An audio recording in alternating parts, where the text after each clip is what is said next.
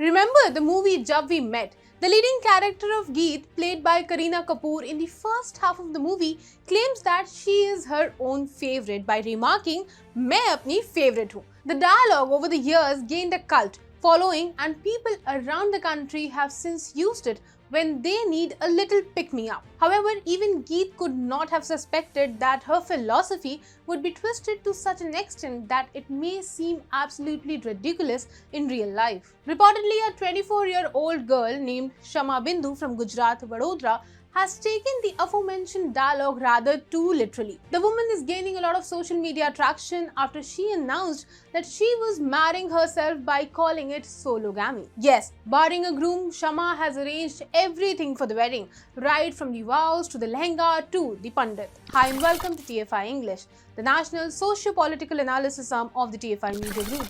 I'm your host Apurva, and if you haven't subscribed to the TFI English channel yet, please hit the subscribe button and press the bell icon to receive all the latest updates. Coming back to the story, in this video we will discuss about whether sologamy is a modern thing or a mental disorder. So let's begin. As bizarre and idiotic as it may sound, the wedding is scheduled to take place on June 11 and Shama has the blessings of her open-minded parents. Reportedly, the wedding will be performed in a traditional manner, which includes the rituals of feras and sindoor amongst other activities. Shama will get married to herself in the presence of her friends, whereas her parents will attend the functions via video call. As for the honeymoon, Shama has plans to go to Goa.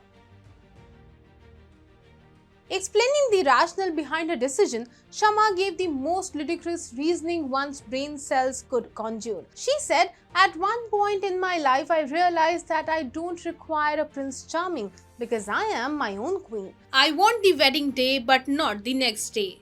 That is why I have decided to marry myself on June 11th. I will dress up like a bride, take part in rituals. My friends will attend the wedding and then I will come back to my house instead of going with the groom." She further added, "I have already booked a pandit to solemnize my marriage. I have observed that unlike in the West, self-marriages are not popular in India. Hence, I have decided to start this trend and inspire others. People may not like my idea. I am confident that I am doing the right thing." The viewer should have figured this by now that Shama is not a trailblazer breaking any taboo. She is simply a brown-skinned girl suffering from inferiority complex, looking to ape the Westerners and their woke ideas. No offense to Shama, but she is in the same category of idiots as the Kazakhstan bodybuilder who decided to marry a sex doll and later divorced it, citing he fell in love with an ashtray. We are not making this up. It happened. Just look it up. People get depressed. It is a serious illness, and one of the most generic bits of advice passed down to them by society is start loving yourself. But for a depressed person, it is not easy to act upon the advice. Depression is not a switch that an individual can turn on and off in an instant. People loathe themselves when they are depressed. However, few patients internalize this particular advice, and instead of confronting their true depressed feelings, they repress them. In case of Shama, it appears like she is either repressing her feelings or using the sensationalism of the news to gain her 15 seconds of fame in the public eye. We truly have sympathies with her if she is repressing her feelings and would finance a doctor or psychotherapist for her. But if that is not the case, she needs to be called out for her buffoonery. She is confusing self-love with marriage. If an individual really loves themselves, they would not need to conduct an elaborate wedding and make a big fuss out of it. The likes of Shama are simply feeding their narcissism and self-indulgent behavior by stamping it with the word sologamy. The entire rush is downright pathetic, obnoxious, and is the exact opposite of empowerment. One needs to question Shama what happens if she goes out with another man or woman in the future. Would she be cheating on herself or them? What are the ethical boundaries of a sologamist? Do they lead a nun life after marrying themselves, where coitus is out of the equation, or do they look out for opportunities outside?